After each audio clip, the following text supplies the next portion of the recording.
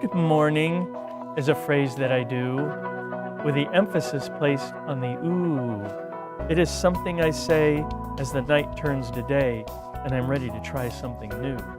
Today we have an author who's a friend of mine, Jim Hawley, who has written a children's book, and the intent in that book was to honor some of the kids that he's worked with. I noticed that kids that have had to deal with health issues from the time they're young, their perception of the world and the way they treat people is very unique. So that's what kind of inspired me to write the book. And the main character, which is a bee who has one wing, whose name's Key, is inspired by Kira. Yeah, and again, just how Kira got through it and how she treated other people while she's going through her challenges. Now, the nice thing about a good cry, it does much more than just cleanse the eye. Your worries and scaries, those brain dingleberries, are less dingly, though not quite sure why.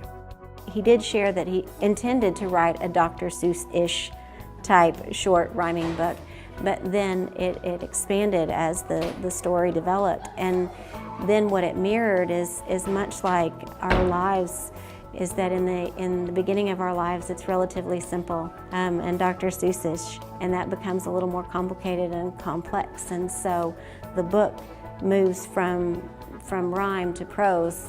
So it's a nice transition in the book that also mirrors our transition in life. Kyle? Kyle? Kyle! She now spoke with the same stern and deliberate force as Pinky. Look at me, Kyle. You can do this.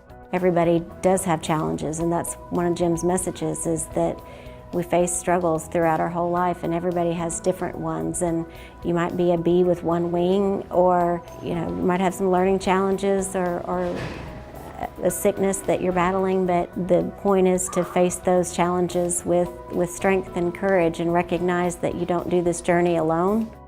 You'll have to figure out why it's called Baldilocks and the Three Dares. But I will say you're onto something. There is no Baldilocks. Well, so to speak. So you'll now have to read your own book to figure out what happens.